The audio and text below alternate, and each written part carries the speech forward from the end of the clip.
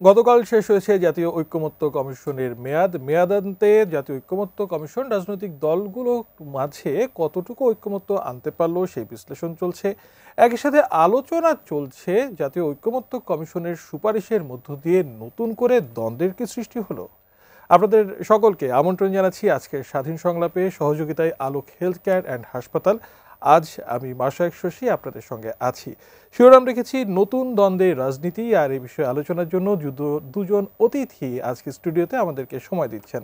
আমাদের সঙ্গে আজ আছেন বীর মুক্তিযোদ্ধা আব্দুল সালাম, বিএনপি চেয়ারপারসনের উপদেষ্টা। আপনাকে আমন্ত্রণ জানাচ্ছি এবং কৃতজ্ঞতা জানবেন। একই সাথে আমাদেরকে আজকে সময় দিচ্ছেন মুজিবুর রহমান মঞ্জু, চেয়ারম্যান এবি পার্টি। আপনাকেও আমন্ত্রণ জানাচ্ছি এবং কৃতজ্ঞতা জানবেন।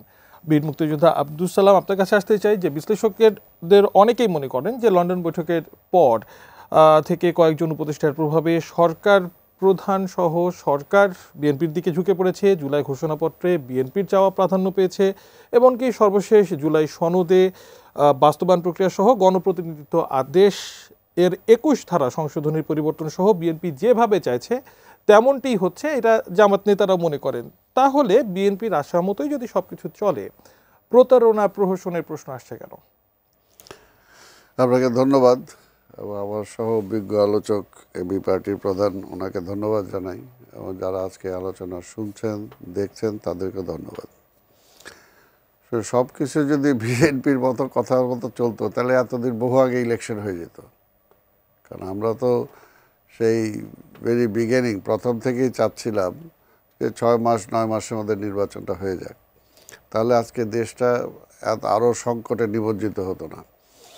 কিন্তু কথাটা সেটা না। কথাটা হলো যে ঐকমত্য কমিশন দীর্ঘ প্রায় 6 মাসের কাছাকাছি তারা সবার সাথে বসে একটা জায়গায় অনেক ম্যাক্সিমাম ব্যাপারে একমত হয়েছে, 2-1টা ব্যাপারে একমত হয়নি, সেটার জন্য নোট অফ ডিসেন্ট আছে। কিন্তু একটা পর্যায়ে তো আসছে, তো সেই পর্যায় থেকে আবার পিছিয়ে যাওয়ার তো কোনো কারণ নাই। তো সেই পিছিয়ে যাওয়ার কারণটা যখন আসে বা যখন একটা আলোচনার পরে, এখানে আমরা 3 জন বসছি, 3 জন, আমরা 2 জন 2টা পার্টি, আপনি হলেন নন পার্টি ম্যান, তাই না? তো যখন আমরা একটা আলোচনার কথা হলো, যখন আপনি লাস্টে যখন একটা আপনার দিবেন, সিনথেসিসটা দিবেন যে 2 জনের আলোচনা এই আসছে, তখন তো আমরা যা বলছি তাই বলবেন আপনি। এর বাইরে তো আপনি টুইস্ট করার কোনো স্কোপ নাই। তো বিষয়টা হলো যে জুলাই সনদ হয়েছে, আমরা সবাই স্বাক্ষর করলাম, তারপরে আবার হঠাৎ করে যখন তারা সেটা দিল, দেখা গেল যে সেইখানে অনেক কিছু ভেরিয়েশন আসছে। তো সেই কারণে সেই প্রশ্নটা আসছে। তবে আমি মনে করি যে আসলে এগুলোর উপরে খুব বেশি একটা জোর না দিয়ে, এখন যদি আমরা সত্যিকার অর্থে মিন করি যে আমরা একটা গণতান্ত্রিক ব্যবস্থায় ফিরে যেতে চাই, গণতান্ত্রিক ব্যবস্থায় ফিরে যেতে হলে নির্বাচন ছাড়া কোনো বিকল্প নাই। আর নির্বাচন দীর্ঘদিন দেশে হচ্ছে না, কাজে আর এমন কোনো কথাবার্তা বা এমন কোনো কাজ করা উচিত না যেটা দেখছেন যে একটা নির্বাচন সিস্টেমের উপরে কিন্তু জনগণের একটা অনাস্থা চলে আসছিল। যখন স্বৈরাচার ক্ষমতায় ছিল তখন কিন্তু ওই যে নির্বাচনের নামে প্রহসন, এই প্রহসনের কারণে কিন্তু ভোটাররা ভোট সেন্টারও যায়নি। তো এখনও এই জন্য বলবো যে এখনও যে সমস্ত কার্যক্রম হচ্ছে এতে কিন্তু জনগণ অনেকটা হতাশ হচ্ছে। কারণ এখনও যদি আজকে নির্বাচনের আর কয়দিন বাকি, দিন হিসাব করলে খুব বেশি একটা নয়। যতদিন এই ঐকমত্য কমিশন সময় নিছে, প্রেস সচিব আজকে বলেছেন যে ফেব্রুয়ারি 15 তারিখের আগেই, ফেব্রুয়ারি 15 তারিখের আগে যদি হয় তাহলে কয়দিন বাকি আছে। কাজে এই কয়টা দিন আর অন্যদিকে ডাইভার্ট করা উচিত না, নেশনকে ডাইভার্ট করা উচিত না, নেশনকে নির্বাচনমুখী করা উচিত। এখন যতটুকু আলোচনা হয়েছে, যতটুকু সিদ্ধান্ত হয়েছে, ততটুকু আমরা কীভাবে কার্যকর করতে পারি। একটা জিনিস যে জায়গায় আসছে যে মনে করেন যে ঠিক আছে, আগে তো আমরা গণভোটের ব্যাপারে আমাদের একটা রিজার্ভেশন ছিল বা আমরা, কিন্তু ফাইনালি ঠিক আছে, সবাই যখন চাচ্ছে আমরা বলছি ঠিক আছে গণভোটটা হোক, তবে এটা নিয়ে মানে আলাদা করতে যে একটা বিশাল অঙ্কের এখন যে এখানে দিতে হবে, টাকা খরচ করতে হবে বাংলাদেশের অর্থনীতি। বিএনপির কনসার্ন কি কেবলই বিশাল অঙ্কের টাকা খরচ হবে, নাকি গণভোটকে কেন্দ্র করে নতুন করে একটা সংকট সৃষ্টি হতে পারে, যেটাই হইতে পারে। তো সেই কারণে সব কিছু মিলে একই দিনে হইলে সেটার কোনো সুযোগ নাই। একই দিনে যদি হয় সেটা, তাহলে সেটা সুযোগ নাই। তো সেই কারণে আমরা বলছি একদিক দিয়ে টাকাও কমবে, আরেক দিক দিয়ে নতুন সংখ্যারও সৃষ্টি হবে না। একটা নির্বাচিত শেষ হয় পার্লামেন্ট হয়ে যাবে, নির্বাচিত পার্লামেন্ট। সংখ্যাটা কেমন ধরনের সংখ্যা? সংখ্যাটা ধরেন যে আজকের যদি হয় যে কোনো ইসে নিয়ে, আমি যদি প্লেন অ্যান্ড সিম্পল বলি, যে ধরেন দেখা গেল যে এই গণভোটের ব্যাপারে তো সরকার কোনো পার্টি না, বা আজকে অন্যরাও তেমন কোনো ডাইরেক্ট তো কোনো পার্টি না। তো সেইখানে যদি জনসংখ্যা বা অর্থাৎ যারা যাবে ভোট দিতে তাদের পার্সেন্টেজ যদি কম হয়ে যায়, 15%, 20% যদি হয়ে যায়, 25% যদি হয়ে যায়, তখন তাহলে বাকি 75%কে এই চায় না, সংস্কার চায় না। তখন তো এটা জনসমক্ষে এই প্রশ্নটা আসবে, তাই না? জাতির কাছে আসবে, বহির্বিশ্ব আসবে। তারপরে এটা নিয়ে যে এটা এমনি তো নির্বাচন নিয়ে আমরা জানি যে পরাজিত ফ্যাসিবাদ বসে আছে যে কিভাবে সেটাকে বানচাল করা যায়। কাজেই তার আগে এই ধরনের একটা ইস্যু পেয়ে আজকে আধিপত্যবাদী শক্তিও যে এটার মধ্যে ইনভেন্ট করবে না। অসংখ্য ধন্যবাদ। আমার মনে হয় আপনার তার মধ্যে বক্তব্য কোনো কারণ নাই। একেবারে পরিষ্কার। আমি আবারও আপনার কাছে ফিরবো। মজিবুর রহমান মঞ্জু, আপনার কাছে আসতে চাই। গতকাল বিএনপি মহাসচিব মির্জা ফখরুল ইসলাম বলেছেন যে জাতীয় নির্বাচনের আগে গণভোটের কোনো সুযোগ নেই। আমার মনে হয় মানে বীর মুক্তিযোদ্ধা আব্দুল সালাম তিনিও বললেন যে গণভোট হলে নতুন করে একটা সমস্যাও তৈরি হতে পারে। ফখরুল ইসলাম এবং বিএনপির অন্যান্য নেতারা বলছেন যে মূলত জাতীয় নির্বাচনের আগে গণভোট আয়োজনের যেই দাবি, এটা নির্বাচনকে পেছানোর একটা ষড়যন্ত্র। আপনি কি আসলেই কোনো ষড়যন্ত্র দেখেন কিনা? তাহলে এই ষড়যন্ত্র কারা করছে, কি লাভ তাতে? ধন্যবাদ শশী আপনাকে। সালাম ভাই আছেন, দর্শকবৃন্দকে শুভেচ্ছা। ষড়যন্ত্র কথা যদি কেউ বলে, ষড়যন্ত্রের একটু প্রমাণ থাকলে সুবিধা হয়, তাহলে বোঝা গেল যে কার ষড়যন্ত্র। এখন আপনি যখন বলেন যে কারো না কারো ষড়যন্ত্র, কার ষড়যন্ত্র আমরা বুঝবো কীভাবে? প্রথমত যেটা আমরা আগে দেখেছি যে বিএনপি ইমিডিয়েট ইলেকশন চায়, কিছু কিছু দল তারা ইলেকশন একটু লেটে চেয়েছে বলতে তারা কিছু কারণ বলেছে যে আমরা বিচার চাই, সংস্কার চাই, দেন ইলেকশন চাই। আমরা দলগতভাবে বলেছিলাম আমরা সবগুলো চাই, কিন্তু নির্ধারিত সময়ের মধ্যে চাই। যেমন আমরা আগেও বলেছি ডিসেম্বরের মধ্যে ইলেকশন করা সম্ভব। পরে যখন সরকার ফেব্রুয়ারিতে দিয়েছে আমরা বলছি ওকে, ফেব্রুয়ারি অসুবিধা নেই। এখন কথা হচ্ছে ইলেকশন পিছাইলে আসলে কার লাভ, বা ইলেকশন না হইলে কার ক্ষতি? ইলেকশন পিছাইলে, ইলেকশন যে এত ডিলে হয়েছে, কিছুটা বিএনপির ক্ষতি হয়েছে, এবং বিএনপির এই ক্ষতির ব্যাপারে অন্যান্যদের যত না দায় আমি দেব, আমি বিএনপিরও কিছুটা দায় দেবো, যে বিএনপিও এখানে দায়ী এই ইলেকশন পেছানোর পেছনে। সেটা আমি ব্যাখ্যা করব যদি আপনি সময় দেন। প্রথমত হলো যে আমি যেটা মনে করি যে এই গণভোট নিয়ে ইলেকশন, গণভোট আগে পরে হওয়ার সাথে ইলেকশন পেছানোর আগানোর কোনো সম্পর্ক নাই আমি মনে করি। কেন মনে করি? কারণ গণভোট এটা সিম্পল। আমরা একটা জুলাই সনদ তৈরি করেছি, এই জুলাই সনদের ব্যাপারে আমরা জনগণের রায়টা জানতে চাইব, জনগণ এটাকে কি বলে। এখন আগে একটা বিতর্ক ছিল এটা বৈধ কি অবৈধ, গণভোট করা যাবে কি যাবে না। যখন আমরা সবাই একমত হয়ে গেলাম, বিএনপি প্রথমে রাজি হচ্ছিলাম, পরে বিএনপি রাজি হয়েছে, এনসিপি চেয়েছিল গণপরিষদ নির্বাচন, এনসিপি পরে রাজি হয়েছে। এখন দেখা দিয়েছে গণভোট কখন হবে।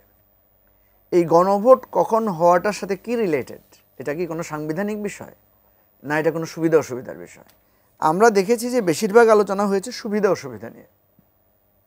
বিএনপি বলেছে একসাথে করলে খরচ কম, বিএনপি বলেছে একসাথে করলে ভোটার মোবিলাইজেশন বেশি হবে। আমরা এটাকে অ্যাকসেপ্ট করেছি, আমরাও কিন্তু এই যুক্তিতে এটাকে সাপোর্ট করেছি যে এটা ইলেকশনের ডেতে একই দিনে হতে পারে। জামাত এটা নিয়ে একটা যুক্তিতর্ক তুলে ধরেছে, দুইটা যুক্তি দিয়েছিল জামাত। তার মধ্যে একটা জামাত বলেছে যে ইলেকশন ডেতে করলে, আগে করলে সুবিধা যেটা, বা ইলেকশন ডেতে করলে একটা অসুবিধা হচ্ছে ইলেকশনের সময় মারামারি হয়, গণ্ডগোল হয়, কেন্দ্র দখল হয়, কেন্দ্র বাতিল হয়, নানা রকমের কেওয়াস হয়। এই সমস্ত কেওয়াসে যখন কেন্দ্র বন্ধ হয়ে যাবে তখন একই সাথে কিন্তু গণভোটও বন্ধ হয়ে যাবে। এইটা একটা, গণভোটটা এটার সাথে এফেক্টেড হয়ে যাবে, আগে করলে গণভোট এফেক্টেড হবে না। এটা রিজনেবল একটা যুক্তি। আরেকটা যুক্তি জামাত দিয়েছিল, যেটা আমরা মনে করি এটা ভালো যুক্তি না। জামাত বলেছে যে দুইটা আলাদা আলাদা ব্যালটে ভোট দিতে অনেক যারা একটু অসচেতন ভোটার আছেন তারা কনফিউজ করবেন, একটা হয়তো বুঝবেন না, আরেকটা দিবেন, নানা ধরনের কথা। আমাদের কাছে মনে হয় না যে এটা খুব শানিত যুক্তি, কারণ আমাদের দেশে ইউনিয়ন পরিষদ, সিটি কর্পোরেশনের লোকেরা কিন্তু 3টা ব্যালটে ভোট দেয়, 3টা পদে ভোট দেয়, চেয়ারম্যান দেয়, ভাইস চেয়ারম্যান দেয়, মহিলা পুরুষ দুইটাকে দেয়, বা সিটি কর্পোরেশনে কাউন্সিলর পুরুষ মহিলাকে দেয়। এখন প্রশ্ন হচ্ছে যে আগে হলে ভোটার ট্রানজিশন কম হবে, কারণ কেউ তো আর ভোটারদেরকে জোর মানে মোবিলাইজ করে নিবে না, উৎসাহিত করে নিবে না, যেটা আমরা ভোটের সময় নিব। আমাদের সবার প্রার্থী থাকবে, আমরা আরও নিজের ভোট দেওয়ানোর জন্য নিয়ে যাব। এই যুক্তিতে ইলেকশনের ডেতে হলে কোনো অসুবিধা নাই। আবার ইলেকশনের ডেতে যদি করা যায় তাহলে আপনার কিন্তু খরচও কিছুটা সাশ্রয় হয়। 5,000-7,000 কোটি টাকার একটা হিসাব আছে, টাকা সাশ্রয়। কিন্তু জামাত যে থ্রেডটা বলেছে ওই থ্রেডটাকে আপনাকে ধারণ করতে হয়, থ্রেডটা আছে। কেন মঞ্জু ভাই, মানে সবগুলো রাজনৈতিক দল আপনারা প্রত্যেকে একমত যে একটা সুষ্ঠু নির্বাচন হতে হবে, অন্তর্বর্তী সরকার তারা প্রতিজ্ঞাবদ্ধ স্মরণকালে সর্বশ্রেষ্ঠ একটা নির্বাচন করবেন, তারপরেও এই ভয়টা কেন থাকছে? না, এখন ভয়টা তো থাকছে। অনেক সময় ভয় থাকা খারাপ না, ভয় থাকলে হয় কি, মানে আপনাকে যদি কেউ বলে যে এখানে যাও না, এটা তখন আপনি সতর্ক থাকেন, মানে আপনি মানে একটা আলাদা করে আপনার একটা প্রস্তুতি থাকে। এই ভয়টার কথা আমরা বলছি এই জন্য যাতে সতর্ক থাকে, মানে যাতে বিপদটা না হয় আর কি। কথা বোঝেন নাই? আমাদেরকে কোথাও যাওয়ার সময় মা বাবা বলতো না কারো কাছে থেকে খায়ও না, ঘুমায় যায়ও না, পকেট ঠিকঠাক রাখবা। তো আমরা তো এটার মানে যে ভয় আমি বাসে উঠবো না তা না, উঠে আমি মানে যাতে সতর্ক থাকি, আমার যাতে বিপদ না হয়। আমরা ভয়ের কথাটা বলছি, আমি সেটা মেনে নিলাম। এখন এই ধরেন ইউনিয়ন পরিষদের 3-4টা ব্যালটে ভোট দেওয়া আর জুলাই জাতীয় সনদ এর 48টা সংবিধান সংস্কার সংক্রান্ত যেই বিধান, সেটা তফসিল 1, মানে সহজ ভাষায় বলতে সামগ্রিক ব্যাপারটাতে মূল যারা অংশগ্রহণ করবেন, যে ভোটার যারা সাধারণ মানুষ, তারা কতটুকু বোঝেন, বা এই মুহূর্তে না হোক অন্তত যদি ফেব্রুয়ারিতেও হয় 3 মাসের মধ্যে কতটুকু বোধগম্য হবে তাদের কাছে? দেখেন, বোধগম্য হওয়ার দায়িত্ব তো ভোটারের। আচ্ছা, আপনি ভোটের আগে রাজনৈতিক দলগুলা তফসিল দেয় না, ইশতেহার দেয় না, একটা ইশতেহার দেয় না যে আমি এই করব, আমি এই করব, আমি এই করব। আরেকটা রাজনৈতিক দল দেয় ইশতেহার পড়ে, কয়জনে ভোট দেয়? দেয় না তো। কিন্তু যে ভোট দেয় সে কিন্তু ওই দল কিন্তু ওই ইশতেহার বাস্তবায়নের একটা ম্যান্ডেট পায়। আমার কথা বুঝতে পেরেছেন? সুতরাং এখানে কোনো ভোটার তো আছে পুরোটা পড়বে, ইশতেহার পুরোটা পড়বে, পড়ে দলকে জিজ্ঞেস করবে, জানবে, ঠিক না? সে এই 3 দলের ইশতেহারের মধ্যে বিবেচনা করে যেই দলেরটা ভালো সেখানে সে ভোট দেয়। ভোট দিয়ে তাকে আসলে এখতিয়ার দেয়, তাকে ম্যান্ডেট দেয় যে আপনার এই ইশতেহারের সাথে আমি একমত। এরপরে সে জবাবদিহি করে যে বিএনপি এই ইশতেহার দিয়েছিল, করে নাই কেন, তাই তো? তো সুতরাং আপনার এই যুক্তিটা খাটে না আমাদের দেশে। অনেকে এই যুক্তিটা দিচ্ছেন, আমি দেখলাম। নো, আমাদের এই যে এত আলোচনা হচ্ছে, এত বিশ্লেষণ হচ্ছে, এটার ভিত্তিতে একজন লোক ডিসাইড করবে যে জুলাই সনদটা অ্যাকসেপ্টেবল কিনা। সে কিন্তু প্রত্যেকটা ধারা ধরে ধরে ভোট দিবে না, সে অ্যাজ এ হোল এটাকে বিবেচনা করবে যে এটা ঠিক আছে কিনা। কথা বুঝতে পেরেছেন? আচ্ছা, ধরেন আবার একই সাথে বিএনপির যে বিষয়গুলো নিয়ে এই মুহূর্তে আপত্তি আছে, যে নোট অফ ডিসেন্টের অন্তর্ভুক্তি বা পরবর্তীতে যে পিআর পদ্ধতির কথাবার্তা যেগুলো বলা হচ্ছে, যেগুলো নিয়ে মূলত প্রতারণার এই কথাবার্তা আসছে। একটা না ক্যাম্পেইনও অনেক সময় আমরা সোশ্যাল মিডিয়াতে দেখলাম। ধরেন ইলেকশনের একই দিন বিএনপিকে অনেকে হ্যাঁ বললো, গণভোটকে না বললো, বা গণভোটের ব্যাপারে আসলে কত পার্সেন্ট টার্ন আউট হলে আমরা তখন সেটাকে মনে করে নিব যে না ঠিক আছে, এটাতে এখন গ্রহণযোগ্যতা সীমা অতিক্রম করবে? না, এটা তো ব্যাপার হচ্ছে, এটা হতে পারে সিম্পল মেজরিটিতে হতে পারে। ওকে, আমরা যেভাবে বলি সিদ্ধান্ত হবে মেজরিটির ভিত্তিতে। আবার একটা থ্রেশহোল্ডও থাকতে পারে, এত কম যদি কাউন্ট হয় তাহলে এটা অ্যাকসেপ্টেবল হবে কিনা। এটা আমি মনে করি এটা আমাদের সরকারের পক্ষ থেকে একটা ডিক্লারেশন তো আসবেই, একটা নির্দেশনা আসবে, বা নির্বাচন কমিশন নির্দেশনা দিবে, সারা পৃথিবীতে কীরকম হয় সেটার সাথে মিলিয়ে হয়তো একটা দিবে। এটা নিয়ে খুব বড় ধরনের জটিলতা হবে না। প্রশ্ন হচ্ছে না ভোট দিবে কিনা কেউ। অনেকে আমি আলোচনায় শুনলাম যে বলছে যে আওয়ামী লীগ না ভোট দিতে পারে, বিএনপিরও কোনো কারণে রেগে ক্ষুব্ধ হয়ে যে আমাদের সাথে প্রতারণা করা হয়েছে, আমরা না ভোট দেব। দেখেন, এখানে না ভোট দিলে কার লস? এখানে না ভোট দিলে সবচেয়ে লস বেশি আমি মনে করি আওয়ামী লীগের। এই সনদে যদি কেউ বিনা দ্বিধায় হাঁ দেয় সেটা আওয়ামী লীগেরই দেওয়া উচিত। কারণ এই সনদে আমরা এমন কিছু কথা লিখেছি যার কারণে যারা মানে মাইনরিটি ভয়েস বা যারা হচ্ছে অপোজিশন, তাদেরই এখানে সুরক্ষাটা বেশি। বিএনপি পরোক্ষভাবে কেন সংস্কারের বিভিন্ন বিষয়গুলো নিয়ে এত আলোচনা করেছে এই জন্য বিএনপির পরোক্ষভাবে বিএনপির মধ্যে কাজ করছে যে বিএনপি সরকারি দল হতে পারে। কারণ বিএনপি 15 বছর ধরেই সরকারি দল হওয়ার মতো একটা পপুলারিটি এক্সিস্ট করে আসছে, এবং টপ অফ দি পজিশনে সে হাসিনার পতনের সময় বিএনপি বাংলাদেশের সর্বোচ্চ, মানে এটা হচ্ছে পারসেপশন যে বিএনপি সবচেয়ে পপুলার দল। এখন এটা পপুলারিটি বাড়ছে কমছে, এই ধরনের অনেক ব্যাপার আছে। সেই আলোচনা নিশ্চয়ই আমি আপনাকে যেটা বলছি যে জুলাই সনদে স্বাক্ষর করার সবচাইতে পসিবিলিটি হচ্ছে অল অফ দি যারা মাইন্ড সেট আপে যারা অপোজিশন আছে তারা। সো এটা তো অলওয়েজ বিগার হবে, এটা অলওয়েজই মানে বড় সংখ্যা হবে। এবং বিএনপিও যেহেতু বিএনপি এটাকে ওন করে, 31 দফা বিএনপি এটাতে স্বাক্ষর করেছে। না, বিএনপি অবশ্য যেই কপিতে স্বাক্ষর করেছিল আর এখন যেই কপিটা না সুপারিশ করা হয়েছে, বিএনপি কোনো কপিতে স্বাক্ষর করে না, আমি আপনাকে সংশোধন করে দিই। আচ্ছা, আমরা সবাই মিলে বিএনপি সহ স্বাক্ষর যেটাতে করেছি সেটা হচ্ছে অঙ্গীকারপত্রে স্বাক্ষর করেছি। আচ্ছা। জুলাই সনদ যেটা তৈরি হয়েছে এটা আমাদের স্বাক্ষরের আগেই তৈরি হয়ে গেছে এবং এটার সাথে বিএনপি আমরা সবাই একমত হয়েছে, এনসিপিও একমত হয়েছে। এখন প্রশ্ন যেটা বিতর্ক সেটা আলাদা বিতর্ক, এটা আমি আপনি পরে যদি তোলেন আচ্ছা, ঠিক আছে, সেই বিতর্কেও আমি আসবো, আজকের আলোচনাতেই আসবো। আমি আবারও বীর মুক্তিযোদ্ধা আব্দুল সালাম আপনার কাছে আসতে চাই। জামাত নেতাদের ভাষ্য যে জামাতকে নির্বাচন বর্জন করার মতো পরিস্থিতির দিকে ঠেলে দেওয়া হলে তারা প্রতিরোধ করবেন। এখন গণভোট বা জুলাই সনদ বাস্তবায়ন নিয়ে যদি জামাত বা সমমনা দলগুলো আসলে নির্বাচন বর্জনের মতো কোনো পদক্ষেপের দিকে এগোয়, সেক্ষেত্রে বিএনপি কি কোনো ভাবনা চিন্তা করেছে? এটা তো সরকার ভাববে। এখানে সরকার তো অবশ্যই ভাববে। বলতেছি বর্জনের প্রশ্ন আসতেছে কেন, আগে এই প্রশ্নটা আসতেছে কেন যে বর্জন করতে হবে? কেউ বলেছে বলে তো আমি শুনি নাই। সালাম ভাই, আমি শুনি নাই। না, আচ্ছা, আমি অবশ্য আজকে বেশ কিছু বক্তৃতাতে বলা হচ্ছে যদি এমন কোনো পরিস্থিতি প্রতিহত করা হবে। আমার মনে হয় না বিএনপি জামাত দুই দলের কেউই নির্বাচন বর্জন। না, বর্জনের কথা না, তবে যেটা বলছে যে হালকা একটা তো আছেই যে যদি জুলাই সনদের মানে গণভোট আগে না হয় নির্বাচন পিছিয়ে যেতে পারে বা পিছিয়ে যাবে, আর পিছিয়ে গেলে তো এখন একটা শঙ্কার মধ্যে যাবেই। সেই অর্থে জামাত যে ভূমিকাটা পালন করতেছে, আমি তো এটা বলতেছি যে কোনো অবস্থাতেই মানুষকে নতুন একটা শঙ্কার দিকে ঠেলে দেওয়া উচিত না। এখন এখনও যখন মানুষ প্রশ্ন করে নির্বাচন কি হবে বা নির্বাচন কি ফেব্রুয়ারিতেই হবে, এই যে একটা প্রশ্ন, এই প্রশ্নের মধ্যে মানে একটা দ্বিধাদ্বন্দ্বে একটা মানুষ যদি মনে করেন মানুষ একটা যদি অসুস্থ থাকে, তাই না, তাহলে তার সেই অবস্থাটা কী অবস্থা দাঁড়াবে? একটা জাতিটাকে অসুস্থ করে দেওয়া আজকে জামাতের এই ক্যাম্পেইনের মধ্য দিয়ে, জামাতের এই প্রোগ্রামের মধ্য দিয়ে, অর্থাৎ একটা অনিশ্চয়তার মধ্যে দেশটাকে রাখতেছে। অনিশ্চয়তার মধ্যে রেখে তারা কি লাভ হচ্ছে তা জানি না, বা তারা এটাতে কতটুকু লাভবান হবে সেটাও জানি না। কারণ যদি আপনার ফেব্রুয়ারির মধ্যে নির্বাচন না হয়, বা ধরেন যদি আজকের এই সরকার নির্বাচন করে যেতে না পারে, তাহলে হোয়াট ইজ নেক্সট? পরবর্তীটা কি? কোনোভাবেই তো, অন্তত আমরা যদি গণতন্ত্রে বিশ্বাস করি, তাহলে তো সেটা কখনো ভালো লক্ষণ হবে না, সেটা তো ভালো লক্ষণ হবে না। তো এখন যে জিনিসটা আরেকটা, উনি যে কথাটা বললেন যে বিএনপির ক্ষতি হয়েছে নির্বাচন পিছানোতে, শোনেন, এটা বিএনপির ক্ষতি না, এটা দেশের ক্ষতি হয়েছে।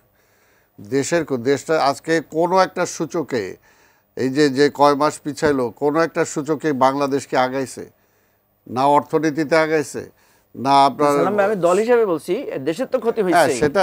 সেটা ঠিক আছে, দুইটা হইলে তাহলে ঠিক আছে, দেশের তো ক্ষতি হয়েছে। হ্যাঁ, অবশ্যই। এই জন্যই বললাম যে আসলে সব দিক দিয়ে আমাদের সেই ক্ষতিটা হয়েছে, দেশের ক্ষতিটা আমাদের হয়েছে, এবং সেই ক্ষতিটা এখন আস্তে আস্তে এমন দিকে যাচ্ছে যেটা দেখেন ওই যে পত্রপত্রিকাও এখন আসতেছে যে একটা অর্থনীতির যে অবস্থা, সামনে যে যদি আরও কিছুদিন এই অবস্থায় যায়, তাহলে একটা দুর্ভিক্ষ আসবেই যে অবস্থা। সালাম ভাই, মানে দেশের অবস্থা বা সেটা তো আপনারা দেখছেন বা সাধারণ জনগণ তারাও বুঝতে পারছেন। আপনাকে যেহেতু কাছে পেয়েছি, মানে রাজনৈতিক দল হিসেবে একটা ন্যারেটিভ যে তৈরি করার চেষ্টা করা হচ্ছে অনেকদিন ধরে, চাঁদাবাজের দল বিএনপি, বিভিন্ন ধরনের অনিয়ম দুর্নীতি নেতাকর্মীতে জড়িয়ে পড়ছেন, সেই দিক থেকে কি বিএনপি কতটুকু ক্ষতিগ্রস্ত? না, ধরেন ঠিক আছে, আমার কথা হলো আপনি ন্যারেটিভটা তৈরি করে বিএনপিকে ক্ষতিগ্রস্ত করছেন, তারপরে নির্বাচনে যেতে ভয় কেন?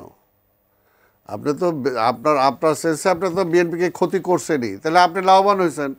তাহলে লাভবান হলে এখন নির্বাচনে যেতে চান না কেন? একটা হলো যে শেখ হাসিনাও কিন্তু একই পন্থায় ছিল, বারবারই আমরা নির্বাচনের কথা বলতাম, আর শেখ হাসিনা বলতো কেন নির্বাচন দেব, ওই বিএনপি এসে দেশ চালাবে, তারেক রহমান এসে দেশ চালাবে, এটার জন্য।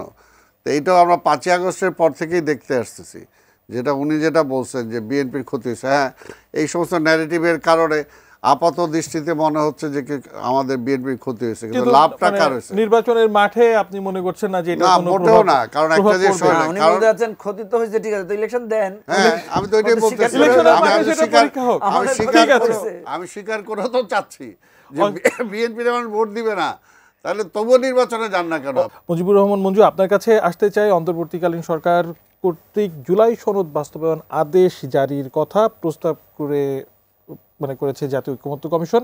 অন্তর্বর্তীকালীন সরকারের আদেশ জারির ক্ষমতা আছে কিনা সেই প্রশ্ন অনেকে তুলেছেন। আবার যেই নোট অফ ডিসেন্টগুলো বাদ দেওয়া হয়েছে, বিএনপির যেমন আছে, জামাতেরও কিছু ছিল, এনসিপিরও ছিল, সেগুলো যদি আদতে বাদই দেওয়া হবে তাহলে সেগুলো নেওয়াই বা হলো কেন? সব মিলিয়ে অন্তর্বর্তীকালীন ঐক্যমত্য কমিশন তার তো মেয়াদ শেষ করলো, কিভাবে পর্যালোচনা করবেন? জি, প্রথম কথা হচ্ছে আদেশের ক্ষমতা আছে কিনা এই প্রশ্নটা আমাদের সেখানে মানে ঐকমত্য কমিশনে বিস্তারিত আলোচনা হয়েছে। দেখেন, এটা একটা বিশেষ প্রজাতির সরকার, বিশেষ পরিস্থিতির সরকার। এইটাকে আপনি যদি আনকনস্টিটিউশনাল হিসেবে বলতে চান, বলতে পারবেন, ঠিক আছে?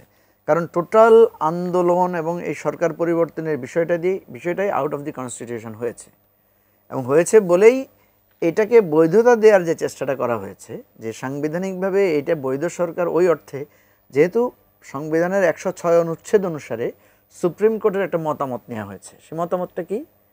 আমাদের সংবিধানে কখনো লেখা ছিল না প্রধানমন্ত্রী পালিয়ে গেলে কি হবে, মন্ত্রিপরিষদ পালিয়ে গেলে কি হবে, আপনার এই যে স্পিকার পালিয়ে গেলে কি হবে। আমাদের এখানে লেখা আছে প্রধানমন্ত্রী না থাকলে ওনার অ্যাবসেন্সে স্পিকার, উনি না থাকলে দিস অ্যান্ড দ্যাট, এভাবে কথা আছে।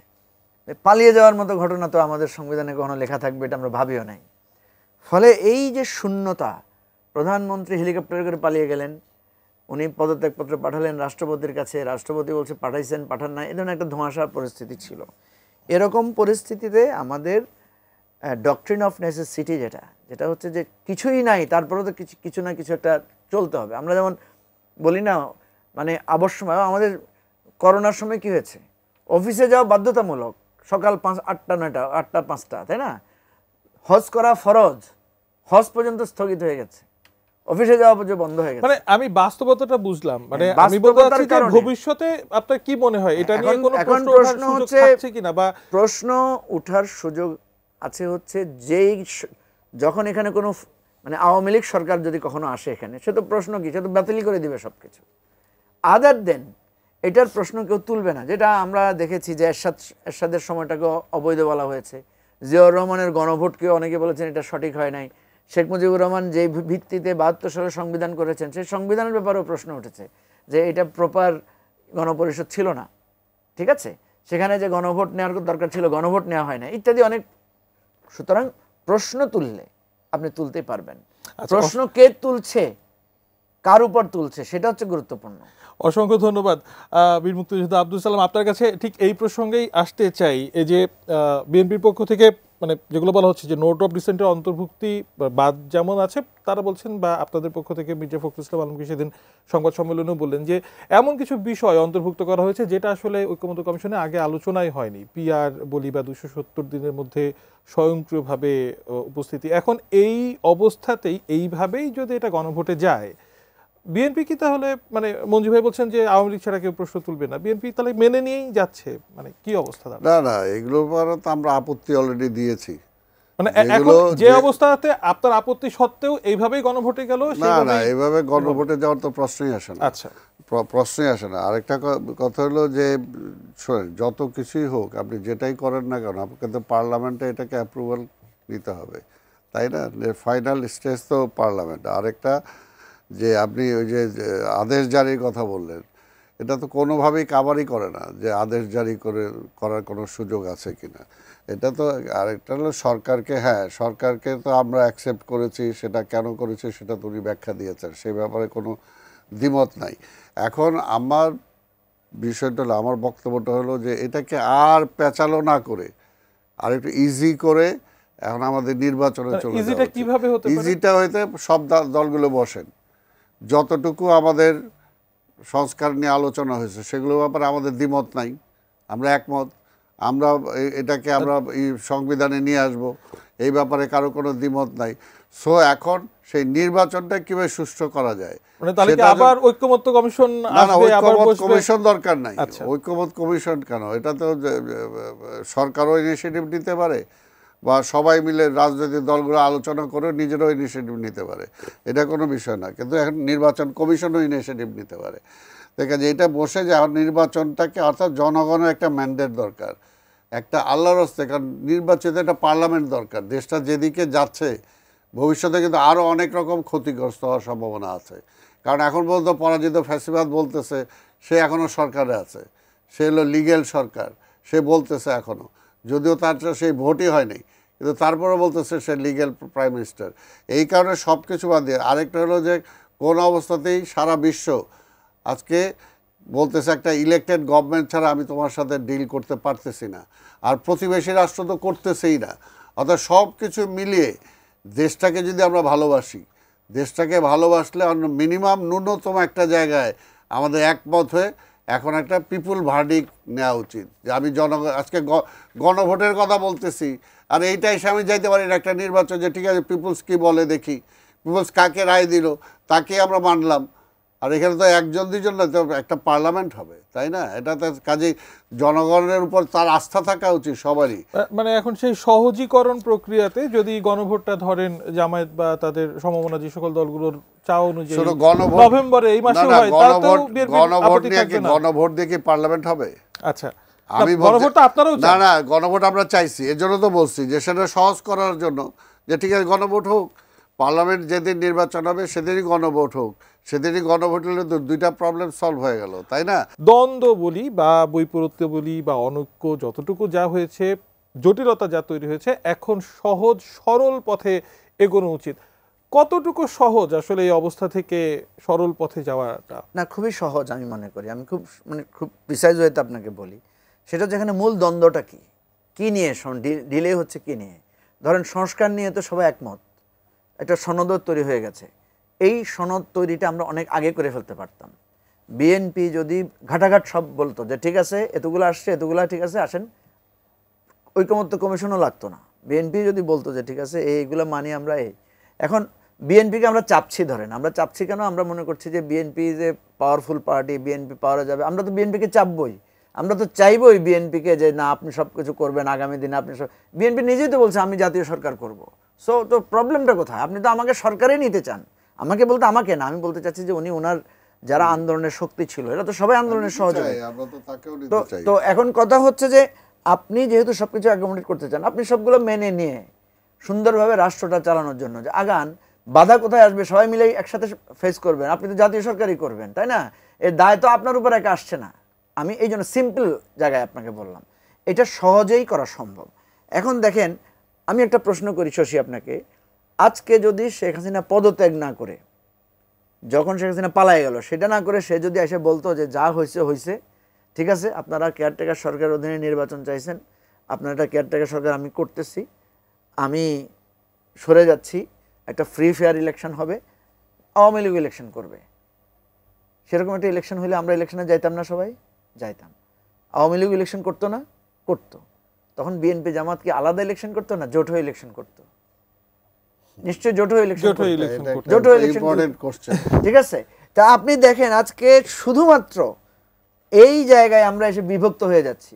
তাহলে বিএনপি জামাতের এই বিভক্তিটা কি নিয়ে? ক্ষমতা নিয়েই তো শুধু, আর তো কিছু না। তাহলে এই বিভক্তিটা যদি দূর করে আমরা আজকে ইলেকশনে থাকতাম, ইলেকশনও 6 মাস আগে হয়ে যেত, এত দিনে জাতীয় সরকার বিএনপির আলোকে করে রাষ্ট্র কিন্তু একটা জায়গায় যাই, অর্থনৈতিক সংকট হইতো না। এই জন্য বলছে সমাধানটা সহজ ছিল, কিন্তু বিএনপি এটাকে এত সিরিয়াসলি নিয়েছে এবং এনসিপি সহ সবাইকে মিলে একটা জটিল পরিস্থিতি তৈরি করে ফেলেছে। আমার মনে হয় বিএনপি সিরিয়াসলি নিয়েছে, কারণ বিএনপি মনে করছে যে পরবর্তীতে সরকার গঠন করলে একটা দায়িত্বভার যেহেতু তার আছে, কোন পথে তারা যাবে সেটার মানে একটা বিবেচনা তাকে করতে হচ্ছে। অসংখ্য ধন্যবাদ। আব্দুল সালাম, আপনার কাছে আসতে চাই, মানে মঞ্জু ভাই যেমনটি বলছেন যে এতটা সিরিয়াস, মানে বিএনপির কারণেই এত জটিলতা তৈরি হয়ে যাচ্ছে কিনা, আর বিএনপি এতটা সিরিয়াস নিচ্ছে কি জামাতকে ভয় পেয়ে? জামাতের সাংগঠনিক যে সক্ষমতা, তারা নির্বাচন নিয়ে এখন পর্যন্ত যা প্রস্তুতি, অন্যদিকে নিজেদের অপ্রস্তুতি, বিএনপি সেখানে সেটাকে তো বিএনপির আমরা ধারে কাছেও মনে করি না। সারা বাংলাদেশে আমাদের সাংগঠনিক যে অবস্থা, না বিএনপি ভয় পাচ্ছে। শুনেন, এই যে জামাত যখন হিন্দু সমাবেশ করছে হ্যাঁ। এবং বলছে যে আগে হিন্দুরা নৌকায় ভোট দিত, এখন তারা দাঁড়িপাল্লায় ভোট দিবে, তো বিএনপি ভয় পাবে না? না, সেটাই। মানে ইনক্লুসিভ সোসাইটি জামাতের হাত দিয়ে হচ্ছে, বিএনপি কিছু করতে পারছে না। না না, সেই এটা অস্বস্তি আছে নাকি? এটা রাজনীতিটা কোথায় নিয়ে গেছে জামাত, সেটা মানে তার কথার মধ্যে দিয়ে কিন্তু আজকে প্রমাণ হলো। অর্থাৎ আজকে হিন্দুদেরকে নিয়ে তারা করতে, আমি এই জন্য প্রশ্ন করতে চাই যে কোনো হিন্দু ধর্মাবলম্বী কি মানে জামাতের সেক্রেটারি জেনারেল বা ওই শুরার সদস্য হতে পারবে? তাদের সংবিধান বা তাদের যে ম্যানিফেস্টো আছে সেটাকে কাভার করে? তাদের ম্যানিফেস্টোতে আছে যে মুসলমানদের ফরজ না শুধু ওয়াজিব পর্যন্ত 100% যে ফুলফিল করবে সেই একমাত্র সদস্য হতে পারবে। তাহলে একটা হিন্দু কীভাবে সেখানে? তার মানে এটা একটা ভুয়া, এটা একটা সম্পূর্ণ একটা মানে লোক দেখানো একটা কারুকার্য তারা করতেছে। তবে আমি যেটা বলবো দেখেন, এখানে যে বিষয়টা সব বলতে চাই যে বিএনপি ভয় পায় না। বিএনপির বিষয়টা হলো যে বিএনপি তো একটা রেসপন্সিবল দল, কারণ আমরা মনে করি যে আজকে আমাকে রাষ্ট্র ক্ষমতায় যাওয়ার জন্য আমরা প্রস্তুত। আমরা রাষ্ট্র ক্ষমতায় গেলে আমি এমন কোনো কমিটমেন্ট করতে পারি না, এমন কোনো ভুয়া আমি কথা দিতে পারি না জাতির সামনে যে আমি ক্ষমতায় যাওয়ার পরে সেটা পালন করতে পারবো না, তাই না? কাজে বিএনপি তো অন্যদের মতো সেটা বলতে পারে না। অন্যরা যেমন বললাম না আজকে এইটা বলেন, এটাকে তারা যেভাবে করতেছে হিন্দুদের এই বিষয়টা নিয়ে, এটা কি তাদের কোথাও কোনো কভার করে? সেই দায়বোধের চিন্তাটাও বিএনপিকে করতে হচ্ছে। আমরা তো জানি যে যদি সালাম ভাই হিন্দুরা কি ভোটার না? না, ভোটার ঠিক আছে, কিন্তু বলতেছে তার দলের মেম্বারশিপ সে দিবে কিনা। আমরা বলতেছে যে এই আলোচনা, আমার মনে হয় আলোচনা নতুন একটা খোরাক আমরা পেলাম। পরবর্তী আরো একদিন আমি আপনাকে বলি, ভোটারের প্রশ্ন তো কাদিয়ানিরও তো ভোটার না। আমার কথা হচ্ছে, আমাকে একজনে কিন্তু এই প্রশ্ন করেছে সালাম ভাই, শিওর। আমাকে একজনে বলেছে যে জামাত যে মানে হিন্দুদেরকে নিয়ে হিন্দু সমাবেশ করেছে, তাহলে সে কি কাদিয়ানীদেরকে নিয়ে সমাবেশ? সেটাই তো বললাম যে সেও তো ভোটার। আমি সেদিন শিরোনাম রাখবো রাজনীতি অপরাজনীতি। আশা করি আপনারা দুজনই থাকবেন। অসংখ্য আমি মনে করি যে রাষ্ট্রের ভোটার তার কাছে রাজনৈতিক দল ভোট চাইতে পারে না। ভোট চাওয়া না তো, সে তার দলের মেম্বারশিপ দিতেছে। ধন্যবাদ আপনাকেও, দর্শক ধন্যবাদ জানাচ্ছি আপনাদেরকেও। আজকের মতো বিদায় নিচ্ছি, আগামী আয়োজনে আবারও দেখা হবে।